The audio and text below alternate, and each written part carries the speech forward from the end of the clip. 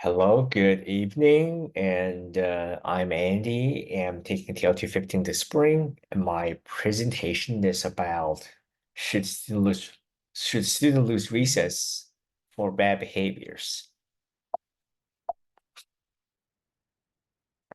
And first of all, what is recess? A recess is the designated period for student exercise, build friendship with a friend, and take a break from between one class and African classes.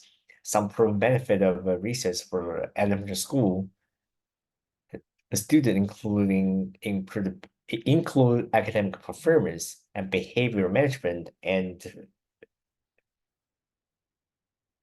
physical strength. Like now let's watch a video from this kid. So like why student need recess.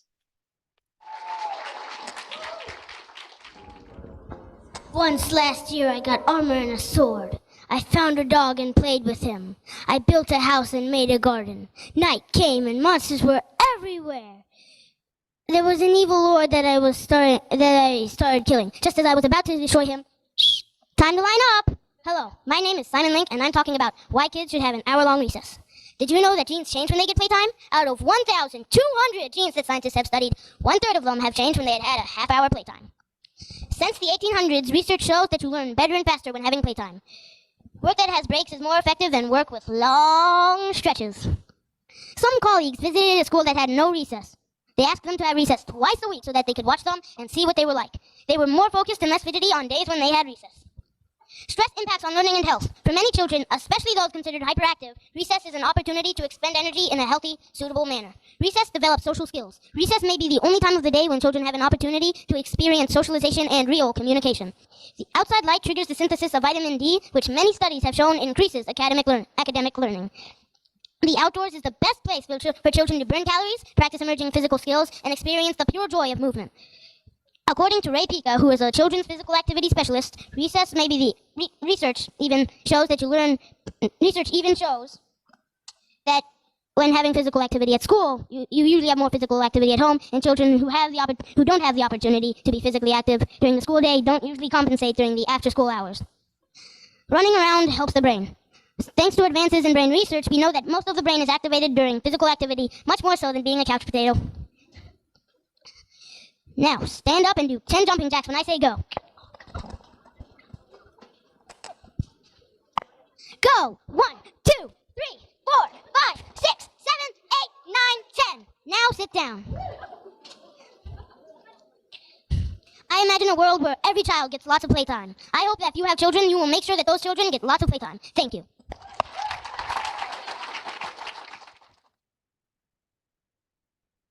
Hey, so you can see he's very enthusiastic, very enthusiastic. This is great speech. And the first website I found was about the peer pressure, which is PPN. Is that research is library from the first website and found an article regarding this. My biggest takeaway from this article is that teachers should use alternative approach to reinforce the behavioral issues during research rather than punishment. Authors of this article conducted a research on whether the implementation of PPM will reduce the number of office discipline referral, which is ODR, sent to the student. And here's the in-text citation. And what happened if there's no recess? According to Hanscom and Lotz 2022, more and more students exhibit trouble reading social cues, and recess is a perfect time to build those skills. And without recess, students will only improve their academic knowledge, but nothing else. Prolonged physical inactivity and short attention span cause students to focus less and develop a mindset of, I don't want to go home, or I don't want to get out here. Excessive stress eventually leads to disruptive behavior and emotional outbursts, which usually be seen as bad behavior by teachers.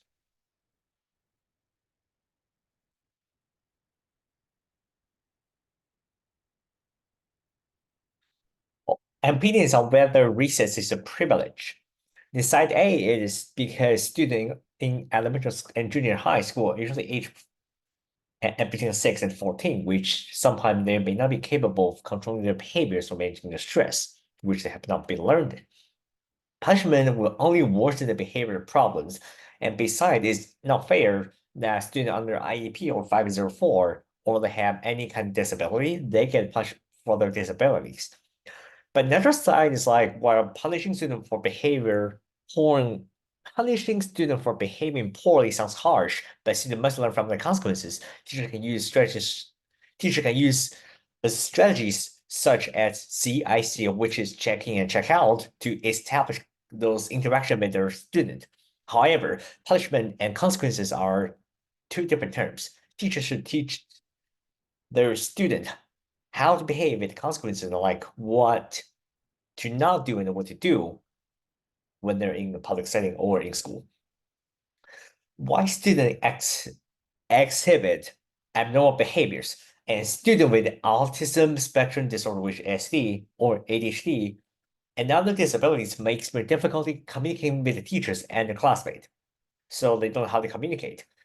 And sometimes aggression or problematic behaviors might continue if teachers do not use reinforcement, or they just do not care, or they're just saying if you're acting out and you're bad kids.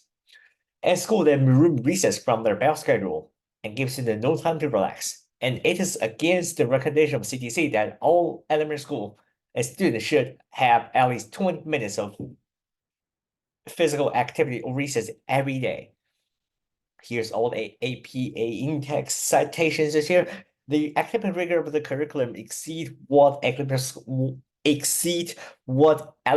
school a student should handle, especially when a school inordinately focuses on academic achievement over student mental health and well-being. Effectiveness of recess strategies. Nearly 50% of students feel like they're more comfortable talking to their parents about their friends when PPN is used in recess. Significant reduction on the number of ODRs sectioned to students who violate playground rules, and fewer recurrence of aggressive behaviors, even for students with ASD, ADHD, or any form of disability. Here is my references. That's my presentation. I know it's super fast, and thank you for listening and have a great evening.